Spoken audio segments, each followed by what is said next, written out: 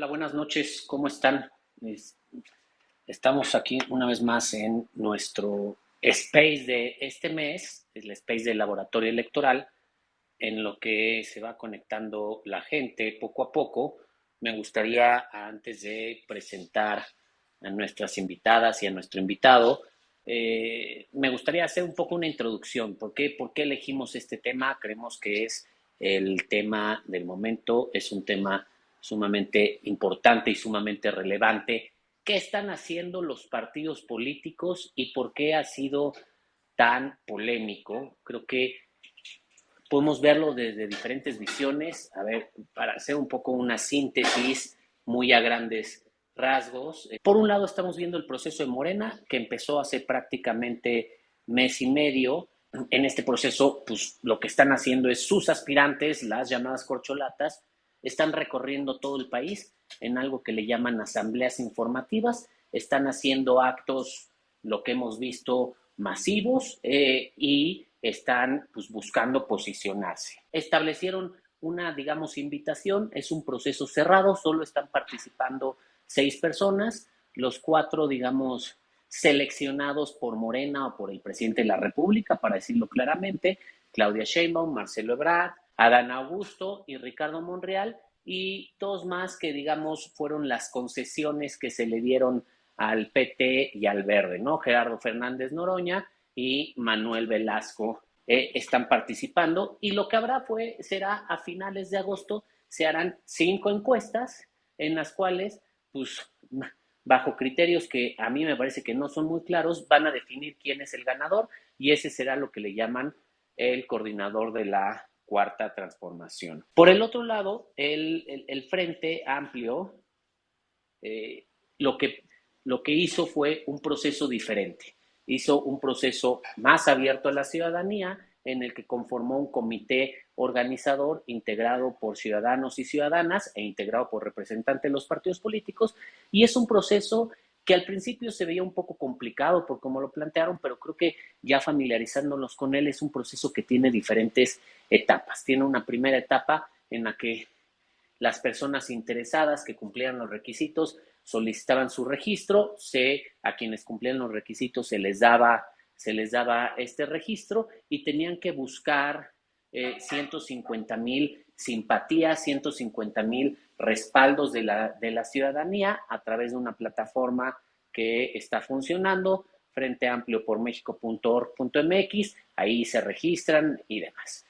Quien reuniera esos 150,000 pasaba a la segunda etapa, en la que habrá un foro y habrá un primer sondeo de opinión, una primera encuesta, y de ahí se seleccionarán a los 3 o las 3 aspirantes finalistas, que irán a una tercera etapa en la que habrá más foros, en la que habrá otro sondeo de opinión, otra encuesta, y finalmente una consulta abierta a la ciudadanía que se haya registrado en la plataforma, en la que podrán, digamos, de alguna manera ir a elegir hacerlo de esta forma. Creo que son 2 procesos que tienen sus diferencias. Nosotros hace poco en el laboratorio escribimos una columna sobre los procesos internos o las primarias, y concluimos que el proceso del Frente se parece más a una primaria, el proceso de Morena se parece más a un proceso interno de un partido político. Ahora, todo esto también me parece que ha generado mucha polémica por la parte legal. ¿Están anticipándose o no están anticipándose? La elección, el proceso electoral federal propiamente empieza la primera semana de septiembre, y bueno, ahí hay varios criterios de los cuales seguro Mari Carmen Alanís nos podrá hablar, porque pues, se han ido construyendo con el paso del tiempo de cuándo hay un acto anticipado y cuándo no hay un acto anticipado, si necesita empezar el proceso para un acto anticipado o no necesita empezar el proceso. Esto es muy polémico, pero también me parece que las autoridades electorales poco a poco han ido definiendo los criterios a partir de medidas cautelares, a partir de diferentes impugnaciones. Lo que nosotros en el laboratorio hemos seguido y hemos interpretado un poco es que empezaron diciendo, a ver, los procesos por sí no están prohibidos en la ley, son procesos internos de los partidos políticos y por sí no están prohibidos. Ahora, por eso no los podemos echar para abajo.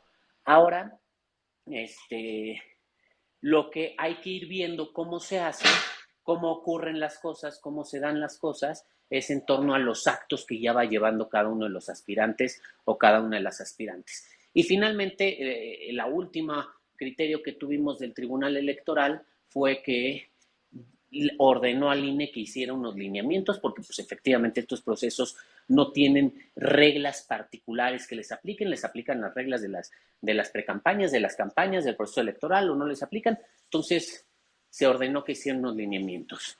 Y pues justamente en este momento el Consejo General del INE estará sesionando para definir estos lineamientos que es lo que haya, ¿no? Aquí hay mucha polémica. Ahora, también hay otro contexto.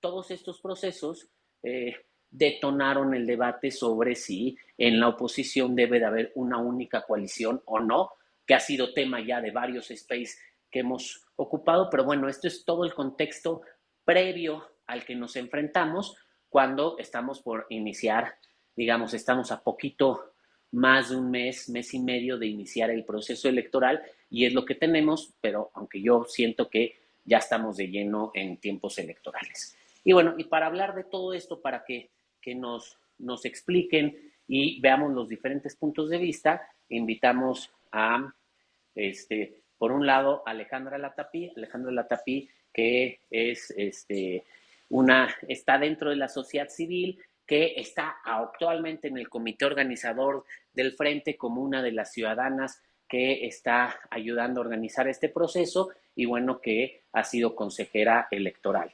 También invitamos a María del Carmen Alanís. A Mari Carmen fue presidenta de la Sala Superior del Tribunal Electoral, la primera presidenta de la sala, y bueno, es una amplia conocedora. También en su momento, anteriormente se manejó el nombre para integrar lo que le llamaron un mini-INE, que fuera un proceso en un proceso totalmente ciudadano, sin participación de los partidos políticos, pero bueno, esto ha llevado como mucha negociación y nos acompaña una vez más Ernesto Núñez, que ya ha estado con nosotros, el explicador político de Animal Político y de varios medios de comunicación, y que es un experto en estos temas y creo que tiene bastante claridad. Como siempre, ya saben, nuestros space, haremos 3 rondas, intervenciones breves para que puedan, para que esto sea más dinámico, pero bueno, haré algunas preguntas y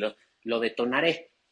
A mí me parece que estos procesos son sin duda procesos, como les decía, inéditos. Si bien no hay que desconocerlo, Morena venía haciendo ejercicios, al menos desde 2021, muy parecidos para las gubernaturas. Creo que ahora es un ejercicio de muchos más alcance. Y yo lo primero que les diría es, en el balance, estos ejercicios, más allá antes de entrar a la parte legal, como ejercicios de democracia al interior de los partidos, como ejercicios de participación ciudadana, son ejercicios positivos, son ejercicios o sea, que fortalecen la vida democrática del país, que hacen que la gente nos involucremos más en este debate o no, por el contrario, creen que los debilita. En un inicio, esto sería lo primero que les preguntaría y iríamos rotando el orden, como se los mandamos en la dinámica. Empezaríamos con esta primera ronda con Mari Carmen, después con Ernesto Núñez y al final con Alejandra Latapí, y así iríamos rotando cada una de las rondas. Les agradezco muchísimo por estar aquí y bueno, pues Mari Carmen, adelante, muchas gracias por acompañarnos.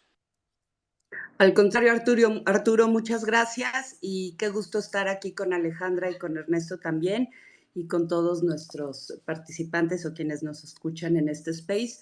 Bueno, respondiendo a la pregunta si este tipo de ejercicios fortalece la vida democrática del país y activan a la ciudadanía a participar, son positivos, negativos. Yo quisiera poner en contexto este tipo de ejercicios en México, en donde pues no, los partidos políticos, que son quienes a través de sus representantes al final en los congresos reforman las leyes electorales, no han dado paso a elecciones primarias reconocidas en la ley, ¿sí? Como tales, ni una regulación de la organización de dichos ejercicios. Sin embargo, desde que en México se empezó a regular de manera ya muy clara y de manera muy estricta la equidad en la contienda a través de la transparencia del origen y destino de los recursos y sobre todo en los últimos años tratar de evitar el desvío de recursos públicos a las contiendas electorales y a los procesos de los políticos de los partidos, pues se han ido modificando las prácticas internas de los partidos políticos en este rubro. La ley ha establecido en las últimas reformas electorales pues también la regulación a los actos de precampaña, es decir, aquellos actos que realizan los partidos políticos para la selección de sus candidaturas, sin que sean unas primarias, ya lo mencioné, como se hacen en otros países, que inclusive intervienen las autoridades electorales en esta organización. Lo que sí es muy claro es que estos procesos de selección interna también han variado las modalidades y hemos llegado a prácticas de los partidos políticos en donde ni siquiera hay un proceso interno de selección, son candidaturas únicas, pero las presentan estas actividades como actos del partido ante las delegaciones o asambleas o reuniones de los órganos de los partidos en las entidades federativas o en el ámbito geográfico en el que se lleven a cabo estos ejercicios para poder estar, digamos, en eventos públicos y para poder destinar recursos de los propios partidos políticos. Lo digo en otras palabras, los partidos políticos han sido muy eficaces para encontrar las modalidades de estar presentes en la arena política, en la arena de la participación política y estar en los medios de comunicación y con actos de lo que no se dice que son campañas electorales, pero ya de posicionamiento de sus posibles candidaturas. Esto, la verdad es que ha ido evolucionando y cada vez más hay más participación de los partidos políticos en estos ejercicios. Yo lo que quisiera decir es que tenemos un contexto de una ley que ya es anacrónica, ¿sí? Las leyes y los lineamientos que han aprobado las autoridades reglamentando estas disposiciones legales hoy ya no corresponden a lo que los partidos políticos han estado haciendo desde hace varios años. Y hoy estamos en una exposición absoluta de los partidos políticos y de las personas que aspiran a alguna candidatura en este momento presidencial, pero ya se va a abrir también para las otras candidaturas a los más de 20,200 cargos elegir el próximo año. Entonces yo lo que diría es que las autoridades hoy están aprobando lineamientos y regulaciones ex post, ¿sí? Cuando ya los partidos y las personas aspirantes a estas candidaturas en distinta modalidad, ya sea como un solo partido o como un frente, están en el terreno político electoral. Me parece que la ciudadanía está pues mucho más expuesta y ahora en el contexto político en el que estamos, más enteradas, más informadas de lo que está sucediendo, pero no me parece que sea el mejor escenario en cuanto a normatividad se refiere. O sea, hay incertidumbre, las reglas no son muy claras. Hoy el INE está aprobando lineamientos por mandato jurisdiccional, cuando ya esto pues llevan semanas en el terreno político.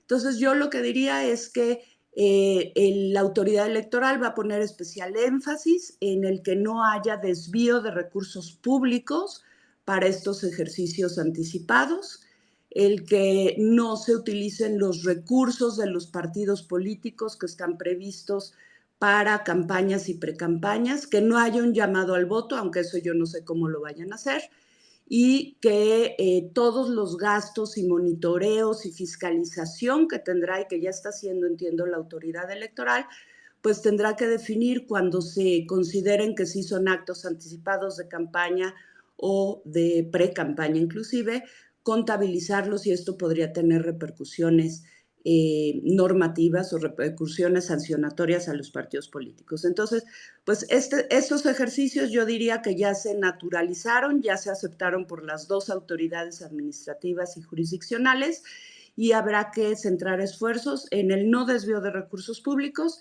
en el gasto de los partidos políticos, que no se hagan gastos no permitidos, el origen y destino de los recursos, y limitar también los donativos o aportaciones de personas privadas, físicas y morales.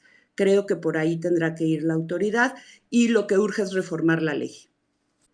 Muchas gracias, Mari Carmen. A ver, creo que esto es muy cierto. Nuestra ley está muy retrasada en este sentido. En su momento se buscó regular y especificar muy bien los tiempos. Creo que hoy en día ya no obedece.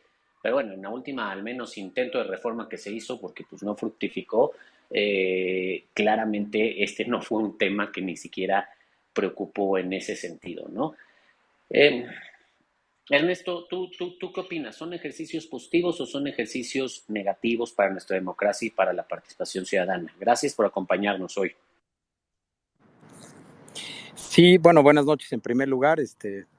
Pues un honor participar aquí con dos auténticas expertas en el tema electoral, ¿no? Con Mari Carmen y con Alejandra.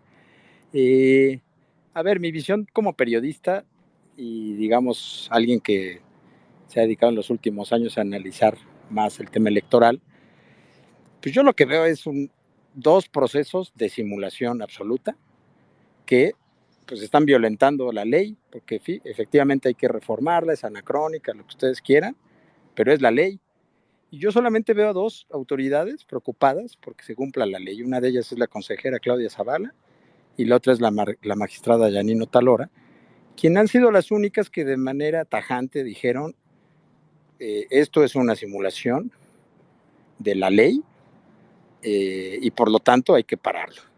Y lo intentaron en varias ocasiones, ante varios acuerdos, en comisión de quejas, en el Consejo General, la semana pasada, Yanin en la sala superior, pero la verdad es que como que al final, cuando tú preguntas, Arturo, si esto fortalece nuestra vida democrática, pues yo creo que no.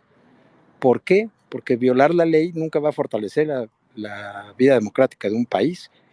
Y porque la ley puede no gustarnos, pero si la ley está ahí, pues es la ley y habría que cumplirla.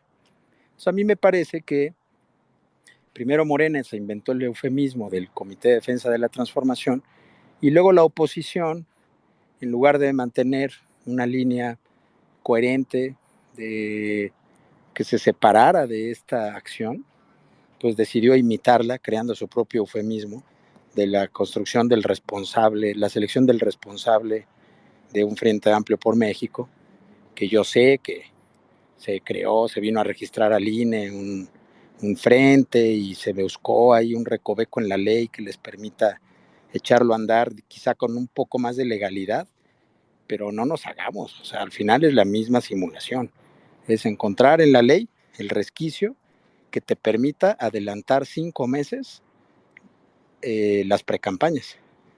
Y luego vamos a llegar a las precampañas y ahí ya no va a haber precampañas porque ya no va a haber contienda interna. Ahí vamos, cuando lleguemos a ese escenario, vamos a tener precandidatos únicos y como ha ocurrido en los últimos 3 procesos electorales presidenciales, pues vamos a tener a precandidatos únicos simulando contiendas internas que no van a existir. Lo que pasa, la diferencia es que ahora pues los partidos encontraron, gracias al ingenio de López Obrador, una manera de adelantar estos procesos, formalizarlos en contiendas que están ahí a la vista de todo mundo y que encontraron la manera de no llamarles precampañas. Entonces, a mí me parece que la pregunta de si esto fortalece la vida democrática, la respuesta es no, porque además ahorita decía una cosa muy importante, Mari Carmen. En la democracia debemos de tener una sana incertidumbre por el resultado, es decir, debemos de no saber quién va a ganar una elección, pero tenemos que tener una plena certeza en las reglas. Y con estos procesos simulados, regulados de último momento, como va a ocurrir esta noche en el Consejo General del INE, donde por cierto yo ando por acá ahorita en el INE, vine a cubrir esto, pero hoy el INE pues va a regular lo ilegal y va a poner lineamientos que va a tratar de darle certeza a un proceso que ya de por sí viene manchado, digamos, con un toque de ilegalidad. Entonces, esta famosa regla o principio de incertidumbre en el resultado, pero certeza total en el marco legal, pues en 2024 no va a ser así, porque ya hay bastantes elementos que se han ido acumulando como para poner en duda la certeza de las reglas con las cuales se va a jugar el 2024, y parte de eso es esto de hoy. Yo pues ya leí el documento de los lineamientos, ustedes ahorita incluso pueden leer ya en Animal Político una nota de resumen de lo que se va a discutir esta noche, y vienen lineamientos y hay muchos muy estrictos. Por ejemplo, dicen que se debe aplicar a quien no presente un informe de sus gastos en esta etapa todas las mismas reglas de la LEGIPE, incluida la de la pérdida de la candidatura. Ojalá que así sea o que así fuera, pero la verdad es que ya, yo creo que estos procesos simulados que ya llevan un mes en marcha, pues ya, para mí, ya rompieron ese principio de certeza en las reglas, y pues ya veremos qué pasa, porque creo que lo que hemos venido viendo es una acumulación de faltas, de resoluciones, de sentencias, que cuando llegue el momento de la calificación de la elección, va a haber un amplísimo antecedente de expedientes que, pues sí, digo, los magistrados estarán ante una gran disyuntiva a la hora de convalidar este proceso. Entonces, pues la respuesta es no, mi querido Arturo, y mira que a mí me encanta el debate político, a mí me encanta me gustaría tener una ley mucho más liberal para el debate político, para que todos los actores políticos puedan debatir, proponer, hacer propuestas, en fin, pero pues es el marco que tenemos, es el marco que tenemos, y yo, desde mi punto de vista, no se está respetando con estos procesos que son una simulación abierta. Muchas gracias, Ernesto. Antes de darle la palabra a Ale, a ver, a mí me gustaría dejar aquí una reflexión en la mesa para las siguientes intervenciones, ¿no? Creo que yo en principio sí pensaba que eran procesos ilegales, después estuve revisando y estudiando, creo que son procesos que el tribunal ha venido validando desde hace varios años, porque les digo, esto de nombrar un coordinador de la cuarta transformación a nivel nacional es algo que se venía haciendo en los estados al menos desde 2021, y el tribunal todo el tiempo había dicho que no se violaba la ley y que no eran actos anticipados. Creo que eso hay que tenerlo muy claro. Entonces, si te dicen esto sí se puede, esto sí se puede, esto sí se puede, y ahorita lo haces en grande, pues que ahorita te digan esto ya no se puede, creo que digamos, está difícil. Por el otro lado, yo creo que también aquí es donde funciona la facultad de interpretación de la autoridad jurisdiccional, ¿no? Y ante una realidad, y bueno, en eso desde la arena política, pues si ves que el de al lado sale corriendo mucho antes de tiempo, te quedan dos opciones: o esperarte a que te digan a ti ya puedes salir, y para cuando te digan ya puedes salir, el de al lado ya va a ir a medio camino, o decir, pues si el de al lado salió, salgo yo corriendo, ¿no? Claro, a menos que sea como en el atletismo, que te descalifican ante una salida en falso, pero pues aquí no es el caso, no es algo que esté pasando. Entonces, también creo que eso hay que entenderlo en ese contexto. Y finalmente, me parece que aquí justamente un poco lo que dice, nuestra ley es restrictiva, nuestra ley es anacrónica, nuestra ley está rebasada, y creo que aquí es donde entra la facultad de interpretación de la autoridad electoral, sobre todo de la jurisdiccional, para decir, a ver, esto sí se podría si se hace de esta manera, si se respetan estas reglas y si se revisa que no se hagan estas cosas. No sé, me parece que, digamos, ante esta realidad creo que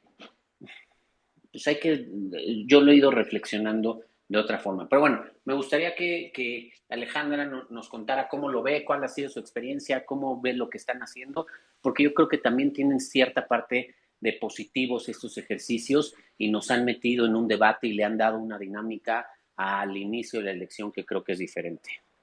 Muchas gracias, Ale. Gracias, Arturo, y muchas gracias al laboratorio por convocarnos esta noche para estos temas tan tan necesarios de estar reflexionando. Me da muchísimo gusto compartir con mi gran amiga Mari Carmen Alanís, que hemos compartido muchos momentos en esta materia electoral, y saludar a Ernesto, qué gusto que estés aquí, además de todas las personas que se han ido sumando.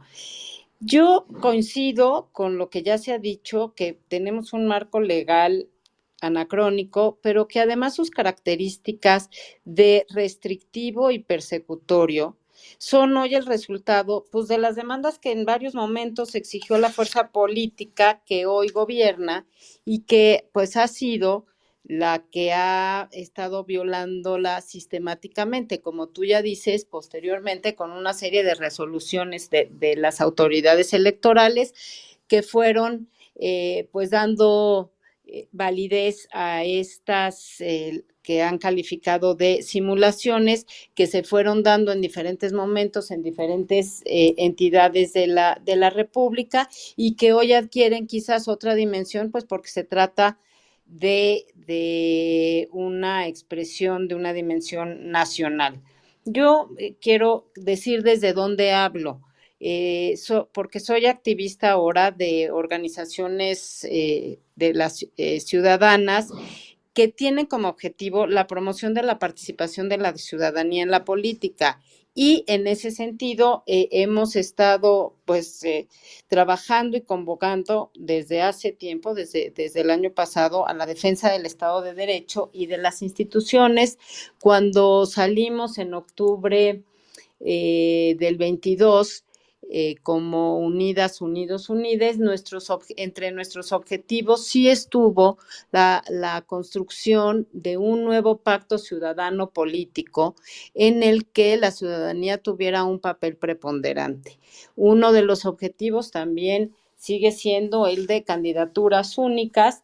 Y desde hace varios meses estuvimos proponiendo a los partidos de la Alianza Va por México un método para ampliar la participación de la ciudadanía en este tipo de decisiones, pero que además no solamente abriera esta puerta a la participación ciudadana, sino otra puerta que me parece que no se le ha reconocido todavía y que yo quiero destacar. Fue una puerta paralela a las decisiones de los partidos en ese momento que veíamos para personas interesadas en participar como aspirantes en el mediano y largo plazo para pues esta candidatura que no decimos tal cual para el 2024, pero que no estaban en la lista o en la imaginación de los partidos políticos. Y en ese sentido a mí sí me parece que hay un fortalecimiento de la democracia cuando se abren estos dos cauces y dejamos de tener una perspectiva en donde solamente son los líderes o los liderazgos o las dirigencias partidistas o en el caso de la alianza hoy en el gobierno, de una sola o de muy pocas voces y que entonces estamos sí tomando en cuenta, por lo menos en el caso del Frente Amplio por México, desde que se dio desde que redactamos la invitación, que es pues el marco normativo que nos hemos dado para estos 2 meses de trabajo, incluimos las medidas cautelares que en ese momento, sin haber pasado todavía por el tribunal, el INE había dictado para las corcholatas de Morena y sus partidos aliados. Es decir, en el frente sí hemos, desde que nos integramos ya como la parte ciudadana y mayoritaria del comité de organización, hemos buscado, como decía Ernesto, pues dónde están los espacios ya establecidos por la ley o en proceso de establecerse para darle esta pues conducción en el marco de las leyes electorales y las decisiones de las autoridades. Y en lo personal también, por este momento sí quiero felicitar el cambio de actitud que estamos viendo en las autoridades electorales, porque como ya lo mencionaba y recordaba Arturo, pues esta permisividad no viene del último mes, viene desde mucho atrás y esto ha crecido de tal manera que ha ido obligando a ambas autoridades pues, a repensar sus decisiones y a dar medidas mucho más estrictas y rígidas, pues para contener quizás eh, pues estas transgresiones a lo que ahora está en la ley. Sí quiero recordar o manifestar que además, pues este cambio en las decisiones, pues se dan alrededor de un mes después de que ya ha habido un largo camino recorrido por las propuestas o las personas que están buscando ser los responsables de los, o los líderes de los comités de Morena, que no me olvidé en este momento el nombre específico, que lo que se buscó, y ahí sí en ambas propuestas, es manejarse como parte de la vida interna de los partidos, buscando unos cargos internos en estas contiendas. Por lo pronto, aquí lo dejaría. Muchas gracias. Muchas gracias, Ale. Yo creo que hay, la verdad es que varios temas aquí que generan una reflexión sobre lo que se puede o no se puede. Hay cosas que no podemos cambiar en nuestro sistema electoral, así son, pero también hay cosas que creo que nuestro sistema electoral tiene que ir. Yo digo que nuestra democracia es una democracia adolescente, pero tenemos que ir transitando a ser una democracia con cada vez más madurez y cada vez más apertura en muchos sentidos. A ver, discutiendo ya, digo, ahorita se esbozó gran parte de si son legales o no son legales, si van contra la ley o no van contra la ley. Yo hay una premisa que me hago. Me parece que a la autoridad electoral la pusieron entre la espada y la pared. Porque si dice estos procesos son ilegales y todos están violando la ley y vamos a aplicar las consecuencias, pues nos vamos a quedar sin ni siquiera candidatos, sin precandidatos para la presidencial, porque se van a ir todos para afuera, ¿no? Creo que sí habría que advertir ciertas diferencias. Si yo me los he puesto, el otro día veía, me parece que justamente era una nota de Animal Político, Ernesto, ¿no? Que hablaba de más de 700 denuncias por actos anticipados de campaña. Nosotros, por ejemplo, hemos advertido nada más este año 5 medidas cautelares en contra del presidente por intervenir en los procesos electorales. Nada más este año. Hemos advertido 10 procesos electorales en los que se ha determinado que Claudia Sheinbaum ha violado la ley. Viendo todos los días las redes sociales, los eventos, los eventos, la publicidad que hay, los espectaculares, los camiones, las bardas, creo que sí hay una diferencia entre lo que están haciendo en un proceso y en otro proceso. Pero además también creo que en general, en muchas partes de nuestro sistema electoral, se ha permitido cierta simulación. Hoy en día vemos, hoy venía viendo, ya estamos en la Ciudad de México al menos, en el segundo juego de portadas de revista. El negocio en estos es pues, poner una revista en tiempos electorales, porque te compran la portada y te compran los espectaculares. Y ahorita están los juegos, las portadas de revista de los que van a buscar la jefatura de gobierno de la Ciudad de México. Y pues siempre se ha dicho que es un ejercicio periodístico, revistas que ni sabíamos que existían. Se las pongo así de sencillos, más allá en la pregunta. Si ustedes fueran autoridad electoral, ¿qué harían? Diciendo, van todos para afuera y todos están violando la ley, o vamos a ver, estos son los retos que nos enfrentamos, esto es lo que se tendría que regular, esto es lo que se tendría que hacer ante la situación, lo que estamos viendo ahorita, ante estos procesos. ¿Cuál sería qué piensan? ¿Cómo actuarían ustedes? Y en esta ocasión vamos a darle un poco la vuelta a la ronda. Me gustaría empezar con Ernesto, después seguir con Ale y después con Mari Carmen. Adelante, Ernesto. Hola, perdóname, Arturo, es que de repente te dejé de escuchar y no escuché la última parte de tu pregunta, una disculpa. Un poco lo que les decía es, si ustedes fueran una autoridad electoral en este sentido, ¿qué harían? O sea, ¿cómo ven? ¿Cuáles son los retos para las autoridades electorales? Hacía la reflexión de todo lo que estamos viendo y decía que ya vamos en el segundo juego de portadas de revista en la Ciudad de México, ya están ahorita los que buscan la jefatura de gobierno. Pues es que, digo, yo creo que efectivamente, a ver, y entiendo el punto de tanto de Mari Carmen como de Alejandra y de lo que tú mismo comentabas, Arturo. Pues en ese momento la autoridad electoral pues ya no le queda de otra más que tratar de regular esta vorágine en la que ya estamos metidos, ¿no? Y que yo pues mantengo mi postura crítica hacia este ejercicio de simulación. Y ahorita pues viene esta parte que digo, la verdad es bastante triste que estemos como normalizando la ilegalidad y la irregularidad y que además ahora ya estemos resignados a que pues ahora vienen las portadas de Clara Brugada y de Santiago Taboada y la ciudad, si se fijan, en esta semana, del lunes para acá, ya se tapizó de anuncios del papá de Checo Pérez y de Rubalcaba y del diputado González Girón, el hijo del dueño de las farmacias Fénix, y ahí viene la ola de Clara Brugada, y en fin, o sea, digo, de verdad debemos de decir, ay, bueno, pues ni modo, ya estamos en esas y pues ya que ocurra, yo esperaría pues que se frenara de tajo, la verdad, por lo menos esta segunda ola, pero no, efectivamente, como dices, Arturo, ya vamos para allá. Entonces, pues qué, digo, la verdad no sé qué le toque hacer a la autoridad. Yo creo que a los medios, a los periodistas, a los analistas, lo que nos toca es señalarlo y seguir evidenciando y seguir saliendo a la calle a ver esos espectaculares, tratar de encontrar quién los publicó. Yo tengo una leve esperanza ya en los lineamientos que ahorita se discuten y se van a aprobar. Yo tengo una leve esperanza que ocurra lo que dicen esos lineamientos. Si uno los lee a detalle en la parte de fiscalización, sí hay una regulación muy estricta, muy barroca también, como suele ser en el tema electoral mexicano, pero hay una regulación muy estricta que ojalá el INE haga transparente y que lo suba a un sitio público donde podamos ver quién pagó esos espectaculares, si alguien se está metiendo más dinero.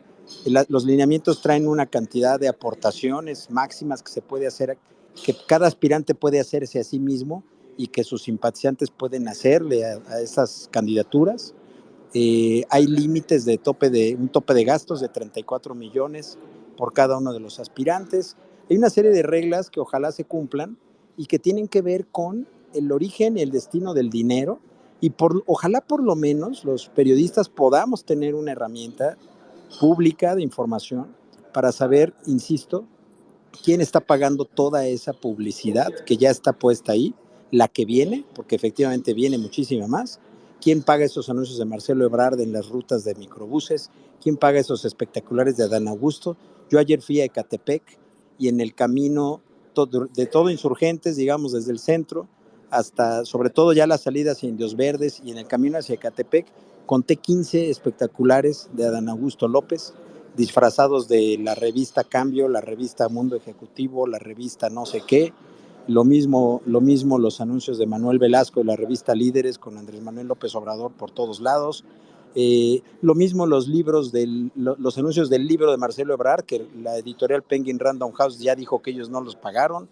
Y los mismos los de Sheinbaum, es decir, realmente están tapizándose la ciudad de las carreteras de estos anuncios y ojalá, ya que no los frenaron, pues ojalá que por lo menos tengamos herramientas suficientes para poder hacer un buen ejercicio ya desde el periodismo, por lo menos para exhibir y evidenciar quién y cuánto dinero se destinó a estas precampañas adelantadas, que pues no nos hagamos, o sea, no están eligiendo al líder de un frente o al responsable de un proyecto de defensa de la transformación, están eligiendo candidatos presidenciales.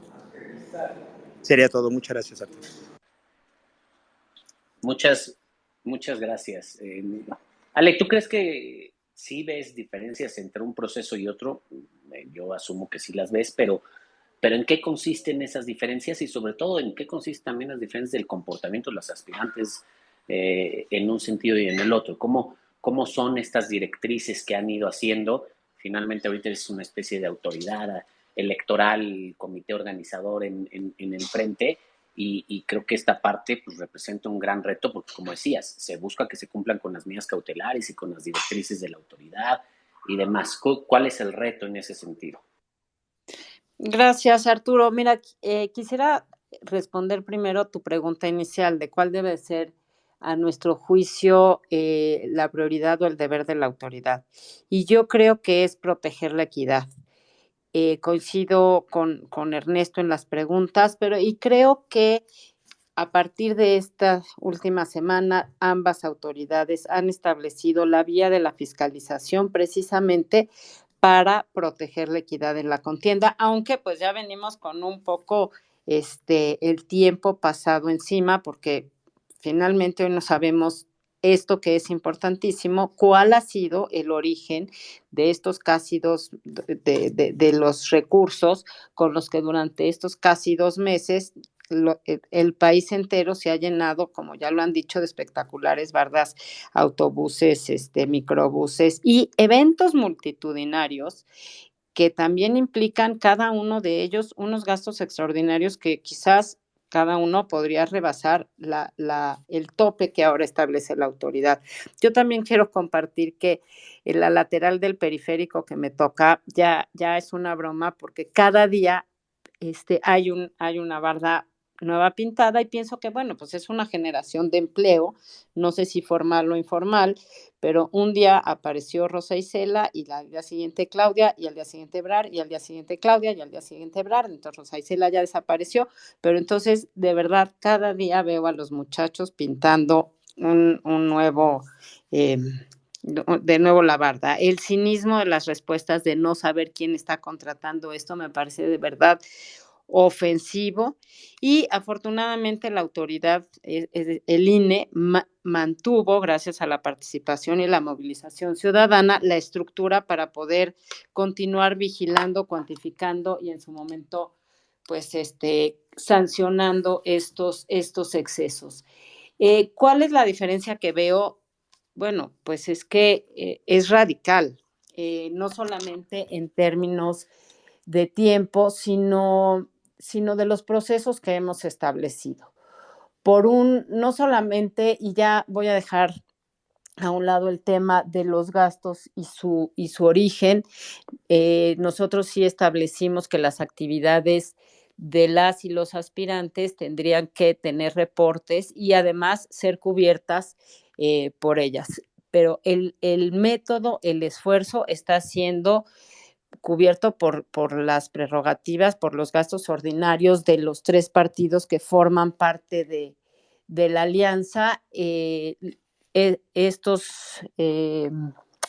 ciudadanos especialistas, los 7 que nos decimos al interior, pues estamos haciendo una aportación a la patria con una actitud democrática porque es un trabajo voluntario. Y quisiera nada más ver cuál es el contraste más allá de los gastos. En el caso del Frente Amplio hay este comité que organiza y que arbitra. En el caso de Morena y sus aliados, un solo hombre diseñó, definió y estableció las reglas y nombró con eh, término de corcholatas a sus candidatos, una sola persona. En el Frente Amplio estamos planeando la realización de 6 foros y hay absoluta libertad de expresión. O sea, no ha habido una sola mención a ningún tipo de restricción a las libertades de los aspirantes, mientras que en el diseño que realizó y las reglas que estableció el presidente López Obrador, están prohibidos los debates e incluso prohibidas las entrevistas en los medios de comunicación que no se estén autorizados por el presidente.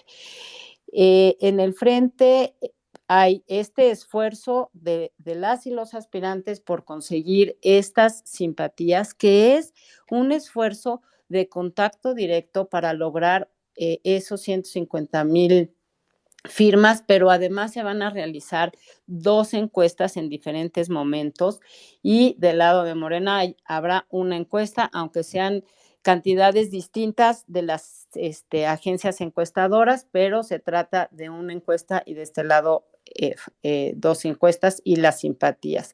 Por el lado de las corcholatas vemos un derroche de recursos y pues no se ve del mismo tamaño en las calles y en las vías públicas, ni más allá de las redes sociales, estos gastos exorbitantes por parte de los aspirantes. Y finalmente, hay un método en Morena y sus aliados donde un solo hombre va a decidir finalmente, y en el Frente Amplio se está pensando y se está planeando y estamos trabajando para la consulta directa en los 300 distritos del país. Me parece que ahí sí hay un contraste absoluto en los términos democráticos o no democráticos en que cada una de estas alianzas está trabajando. Gracias. Muchas gracias, Ale. Bueno, pues creo que sí hay diferencias. Creo que más allá de la regulación, sí es distinto cómo se está llevando a cabo un ejercicio y otro. El tema del gasto, aunque ahorita que mencionaba Ernesto, los 34 millones, a mí me llaman la atención porque pues ellos se pusieron 5 millones, nunca se dijeron si era el tope o no, era lo que les iba a dar el partido, ¿no? Entonces, creo que en ese sentido, pues 34 millones a mí se me hace mucho dinero, se me hace que el INE claramente está reconociendo que se trata de unas pre-campañas, porque pues le está poniendo un tope de gastos y está poniéndoles reglas. Y bueno, creo que vamos a ver, aquí el reto va a ser cómo se hace la fiscalización y qué va a pasar. No nos vayamos muy lejos. Recordemos que la fiscalización en 2021, sobre todo en las precampañas, fue muy polémica. Terminó con la pérdida del registro de 2 candidaturas y un escándalo increíble. Ahora yo el siguiente punto que diría es, bueno, ya se van a hacer reglas y se está poniendo estas reglas, ¿cómo se van a hacer cumplir? Entonces, ¿a partir de cuándo se les va a empezar a contabilizar el gasto? ¿Y qué pasa si lo rebasan? ¿Realmente les van a quitar la candidatura? Híjole, creo que esto va a traer muchos retos. Mari Carmen, ¿tú cómo lo ves? O sea, viéndolo un poco con los ojos de la autoridad, está entre la espada y la pared, ¿qué tendría que hacer? ¿Cuáles son los retos que tiene?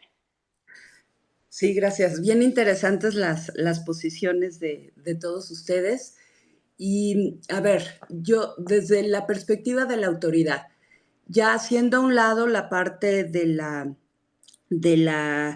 regularidad o de la legalidad de estos procesos que se están llevando a cabo, yo me quedaría con esta idea que tú pones sobre la mesa, Arturo. Finalmente, las autoridades electorales, sobre todo el Tribunal Electoral del Poder Judicial de la Federación, su sala superior, pues ya ha regularizado, ¿no? Esto, y hoy ya está la sesión del INE en este momento, comenzando la discusión de los lineamientos. Entonces, partiendo de la base de que ya hay algunos criterios y se están trabajando reglas, creo que el enorme reto que tienen las autoridades es cumplir esas reglas.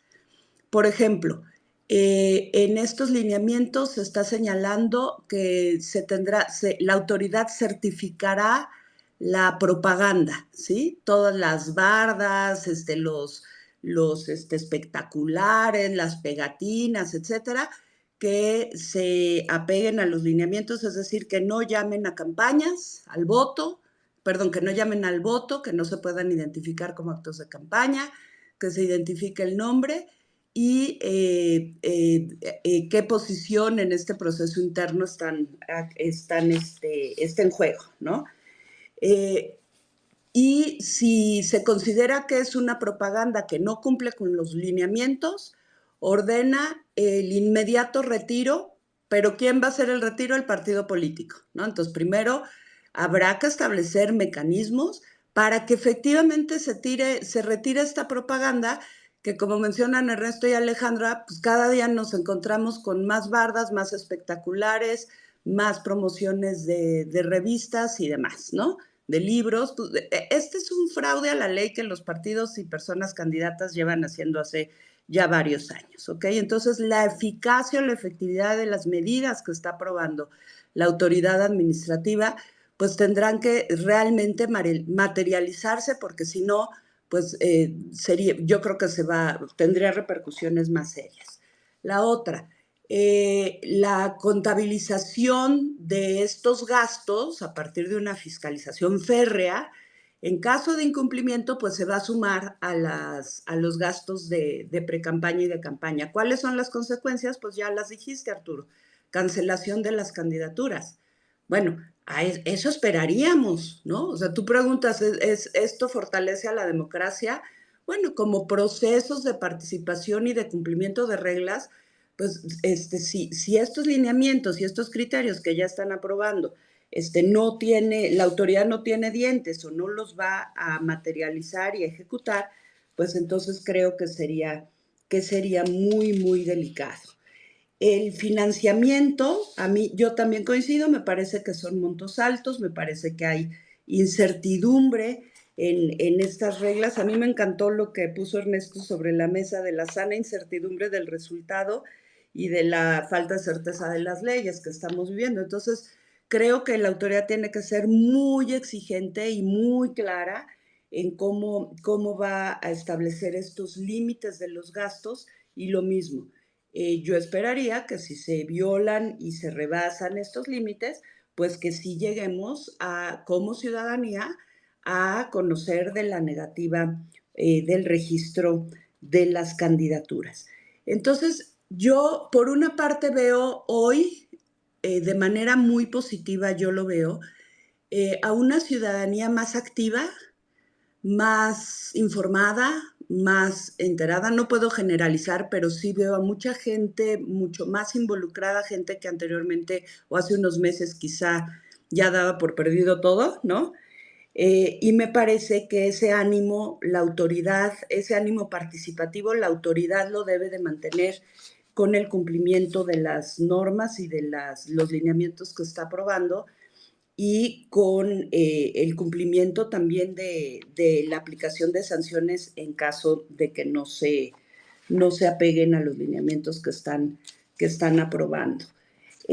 Creo que el otro reto, Arturo, Alejandra y Ernesto, pues lo digo abiertamente, es la no intervención de los servidores públicos en estos procesos.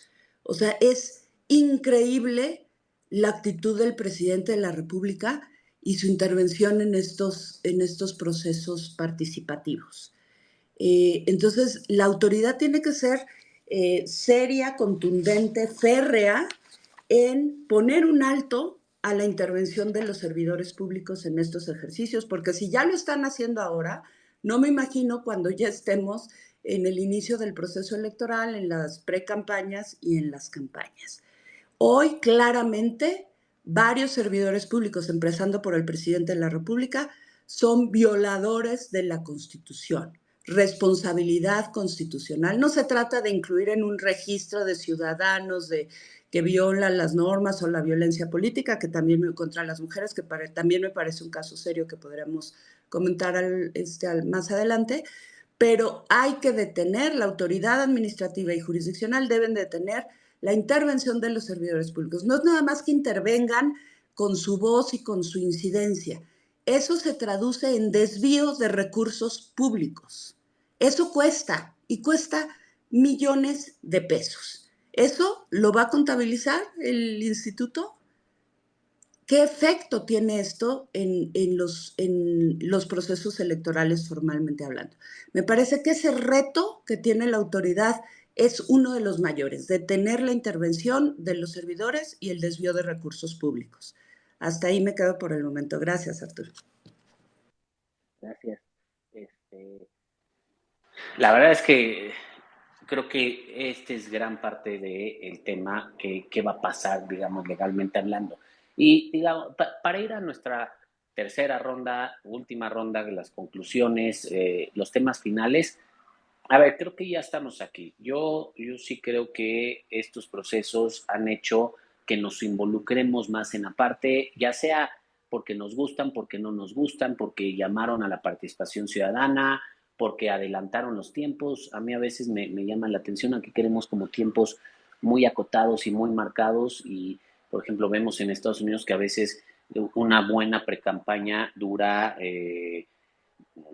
años, ¿no? Están los partidos al interior definiendo sus candidaturas durante años, y aquí queremos que realmente la vida política se haga en unas cuantas semanas. A veces creo que eso es difícil. Por ejemplo, y les preguntaría, ¿no? Pensando un poco en Movimiento Ciudadano, que ha dicho que se va a esperar a los tiempos para cuando Movimiento Ciudadano lleve a cabo su proceso interno, pues acá ya van a llevar un cacho recorrido. Después de septiembre, ya que definan el frente y Morena, quiénes los coordinarán, los encabezarán y demás, ¿qué podemos esperar? Yo les preguntaría, ¿qué podemos esperar en ese sentido? ¿Qué es lo que vendrá? Y esto, lo que estamos viendo ahorita, ¿cómo incidirá ya en la elección de junio del próximo año? Como decimos, la gente realmente se involucrará, se meterá más en la elección, o acabaremos cansados porque vamos a llevar ya un año de lleno en todos los preparativos y todo el contexto electoral, y al final de cuentas, ¿cómo va a salir la autoridad electoral? Porque también a mí me parece que hemos visto dos autoridades electorales. Ahorita vamos a ver qué es lo que pasa en el Consejo General, cómo se dan las votaciones, pero hemos visto un INE que en las medidas cautelares, como bien dijo Ernesto, la consejera Claudia Zavala se ha quedado en minoría y han dejado en las medidas cautelares pasar cualquier cantidad de cosas. Y hemos visto un tribunal que, si bien tiene sus divisiones, el tribunal lo que ha hecho es, bueno, pues tratar dentro de los márgenes de interpretación, sin tampoco ser tan tajante, a lo mejor, porque pues tiene que ser consecuente con sus criterios,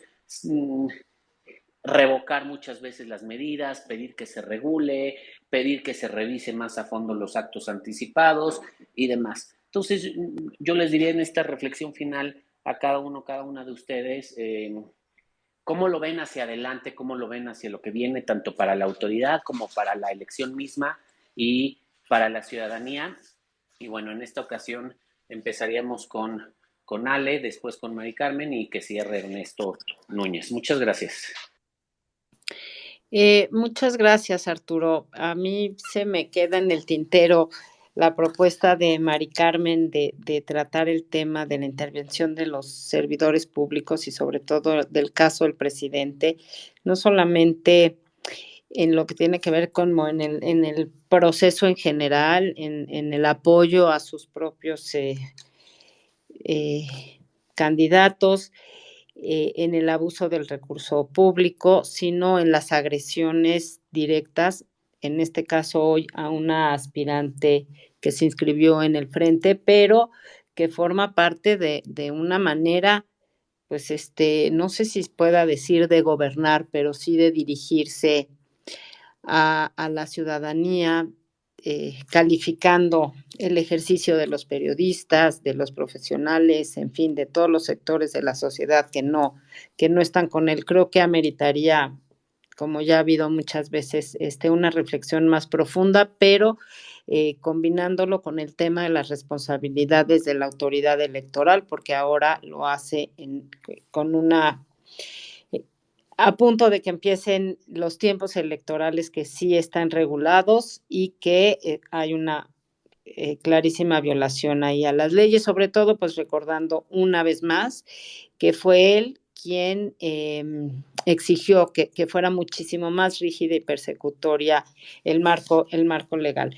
Respecto a lo que dices, bueno, en el frente o en el frente, bueno, yo me imagino que la persona que resulte seleccionada para ser la representante del frente, pues se dedicará precisamente a organizar este frente, a ir construyendo con los partidos del frente, pues todas las actividades electorales que tendrán que empezar a realizar cuando los tiempos así lo permitan.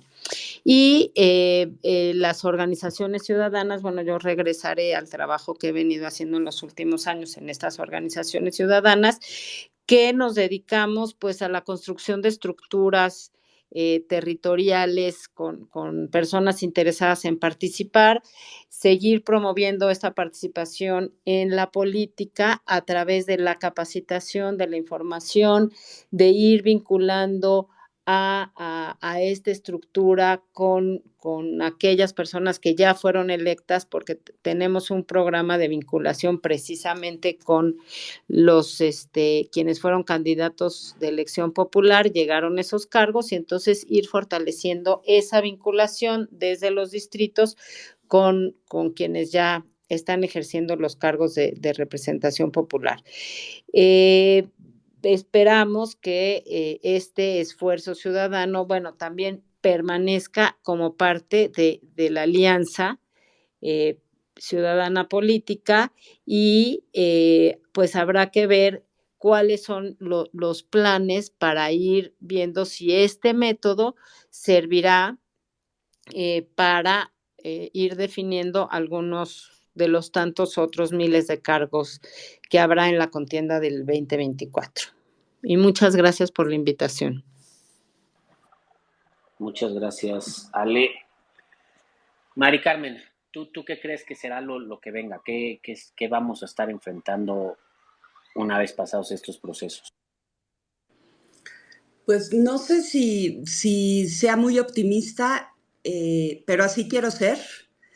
Yo espero que estos procesos y estos contextos despierten a una ciudadanía que nos ha demostrado en los comicios recientes que no le interesa participar.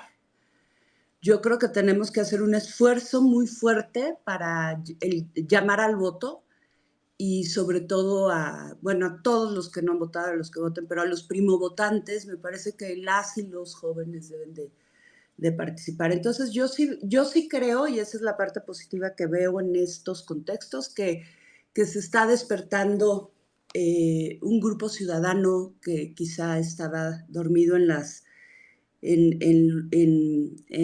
los lechos de la apatía. Me gustaría ver unas elecciones con un interés ciudadano muy importante. Yo esperaría autoridades electorales con mecanismos de exigencia de cumplimiento de la ley muy fuertes. Creo que debemos de exigirles la ciudadanía, las autoridades, que nos respeten también a nosotros con la aplicación estricta de las normas. Exigir la cancelación de candidaturas que en este momento, en estos procesos, pudieran estar ya violando las normas. Denunciar y exigir que se sancionen y que se evidencien y hagan públicos las violaciones de los servidores públicos y servidoras que estuvieran también desviando su recurso y dedicando el tiempo de su trabajo al apoyo de posiciones políticas. Y creo que es muy importante también hacer un llamado a la no violencia en los procesos electorales. Tenemos contextos de violencia, de presencia de crimen organizado, organizaciones delincuenciales, pero también una violencia digital muy fuerte, una agresión a las mujeres en la política que no vamos a permitir. Y me parece que el rol, estoy convencida que el rol del Instituto Nacional Electoral y del Tribunal Electoral debe de ser de gran severidad en el marco de la ley, y yo esperaría que esta participación ciudadana que hoy se está gestando acompañe el proceso electoral en todas sus etapas. Yo sí veo positivo este contexto de estos ejercicios, haciendo a un lado la reflexión que hacemos de la norma, pero sí veo positivo que hay un despertar ciudadano muy interesante y debemos de seguir acompañándolo y perfilándolo cada vez más fuerte. Y también pues yo veo la posibilidad hoy sí de que lleguemos a tener una mujer presidenta de la República, y eso pues me daría muchísimo gusto. Gracias, Arturo. Gracias, Ale y Ernesto. Muchas gracias, Mari Carmen. Ernesto, ¿cuál sería tu conclusión? ¿Qué ves que es lo que viene? Pues a ver, vienen meses muy complejos, ya se señalaron aquí muchos de los desafíos. Es muy curioso el calendario que viene, porque el 3 de septiembre pues será la jornada del Frente Amplio, y esa misma noche, según han dicho darán a conocer quién ganó, digamos, esta titularidad o responsabilidad del Frente Amplio. Luego, aparentemente al día siguiente, el lunes 4, comenzará formalmente el proceso electoral con una sesión del Consejo General del INE, en donde formalmente se dirá arrancó el proceso electoral, ¿no? Y bueno, ustedes saben muy bien que eso detona una serie de actividades preparatorias a 9 meses de ya la elección del domingo 2 de junio. Entonces, eso también creo que es muy importante anotarlo en el calendario. Y después, el 7 de septiembre, Morena dará a conocer el resultado de su encuesta, en donde dirán quiénes son sus candidatos. Y después vendrá un periodo, si me permiten, que será muy extraño, será una especie de vamos a llamarle pre-intercampaña. ¿Por qué? Porque pues el 7 de septiembre estará todo definido, nada más que la precampaña comienza hasta el 5 de noviembre. Entonces yo me pregunto, ¿qué se van a inventar para seguir haciendo campaña en septiembre y octubre? ¿Y qué retos le van a poner, le va a implicar eso que se inventen, tanto en el frente opositor como en el bloque oficialista? Algo se van a inventar, porque no se van a ir a sus casas a guardar Claudia Sheinbaum y Xóchitl Gálvez. Entonces, pues ahí eso seguramente implicará un nuevo desafío a las autoridades electorales para ver qué van a hacer con esas actividades de posicionamiento que estoy seguro van a continuar, insisto, en este marco de simulación y de ilegalidad en el que ya nos encontramos. El 5 de noviembre comenzarán las precampañas y ahí veremos, pues lo que hemos visto, insisto, cada proceso electoral, ¿no? Precandidaturas únicas, compitiendo con nadie, pero en una fase de posicionamiento. Y después, pues ya vendrá la intercampaña legal en finales de enero, febrero, y a partir del 1 de marzo la campaña. Entonces, el calendario electoral está diseñado para una realidad jurídica que ya no existe. Entonces, yo pondría el ojo, si me lo permiten, en este periodo, septiembre-octubre, que insisto, va a ser de enorme desafío para la autoridad electoral, porque cada cosa que ocurra implicará una queja de los actores políticos, un procedimiento de investigación, una resolución en la comisión de quejas, eventualmente que el asunto llegue al tribunal electoral, y pues vamos a una situación inédita que ya está en marcha y que efectivamente pues ya no podemos hacer nada frente a ella. Ojalá se estudie a detalle y ojalá que después de la elección del 24 pues haya suficiente responsabilidad de los actores políticos que por cierto van a ser electos en esos comicios, y que se vayan a una discusión seria sobre el marco legal que tenemos en lo electoral para ver cuáles son las reformas adecuadas para no volver a vivir, digamos, este proceso de simulación en el que estemos. Pero respondiendo concretamente a tu pregunta, querido Arturo, y tratando de dejarlo sobre la mesa como un punto a discusión, lo que más me preocupa es ese periodo extrañísimo que se va a abrir septiembre, octubre, donde tendremos precandidatas, pero no tendremos un marco legal que regule las actividades que van a llevar a cabo. Entonces ahí sí vamos a un limbo del que, insisto, va a implicar un enorme desafío pues para toda la clase política, para las autoridades. Y finalmente comparto esta preocupación que decía Mari Carmen de también la regulación a los actuales servidores públicos, especialmente al presidente, que efectivamente ha estado muy activo hablando del proceso electoral e incluso anticipando él mismo los tiempos, ¿no? Entonces, pues viene un momento, la verdad, muy intenso, muy interesante para vivirlo a nosotros que nos gusta cubrir como periodistas y analizar la política, pues la verdad muy interesante, muy intenso, pero también muy retador para nuestra democracia, ¿no? Y bueno, pues finalmente muchísimas gracias y de verdad un placer y un honor coincidir con Alejandra, con Mari Carmen y contigo y con la gente que está escuchando. Muchas gracias. Muchas gracias Ernesto. Ya para finalizar y antes de agradecerles y de pasarnos todos a la sesión del INE para enterarnos qué está ocurriendo allá y cómo está el debate, a ver, yo creo que, digamos, esto debe de cambiar algunas cosas. Creo que por un lado necesitaremos justo lo que dice Ernesto, yo también ya lo había pensado, y después, ¿qué va a pasar? Vamos a tener un periodo largo con diferentes candidaturas. Ojo, vendrá sin duda las negociaciones de la coalición, y yo creo que se va a poner la negociación fuertemente con Movimiento Ciudadano, depende quién pase, porque por ahí de mediados, finales de octubre, se tienen que avisar cuáles son las coaliciones, se tienen que empezar a perfilar eso ante el INE. Creo que también hay varios focos en los que tenemos que poner atención. A mí me tiene ciertamente preocupado el comportamiento del INE mediáticamente y públicamente, pero creo que va a venir un periodo largo en el que vamos a ver pues que nuevamente va a haber campañas o va a haber promoción o va a haber posicionamiento sin que legalmente esté permitido.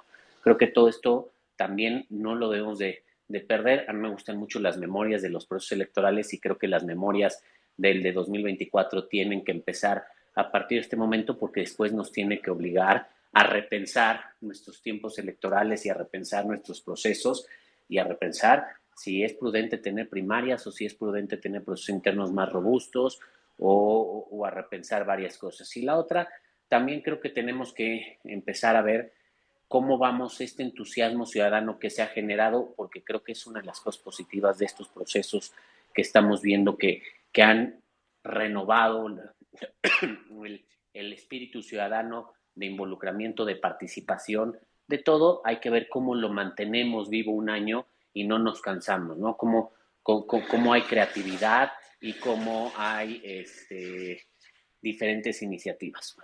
Desde luego, desde el laboratorio electoral vamos a estar dando seguimiento a todo esto a través de nuestros space, a través de nuestras columnas, a través de nuestro blog, a través de varios proyectos y varias cosas que les traemos próximamente y a los que las estaremos invitando a participar y a que nos escuchen y a que nos lean. Y bueno, les agradezco mucho a Alejandra, a Mari Carmen y a Ernesto. Ale, Mari Carmen, Ernesto, muchas gracias y esperemos volvernos a encontrar por aquí pronto, y a todas las personas que nos acompañaron y que estuvieron con nosotros, nos escucharon. Muchas gracias. Ya saben que después lo subimos en forma a Spotify y a YouTube y a diferentes plataformas. Muchas gracias. Buenas noches.